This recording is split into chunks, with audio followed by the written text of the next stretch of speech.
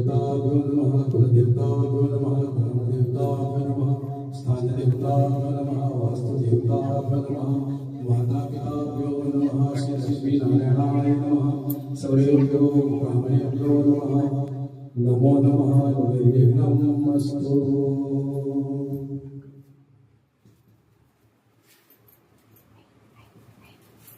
आता आपण पूजा करते गणपतीची त्याचा आपण संकल्प करतो।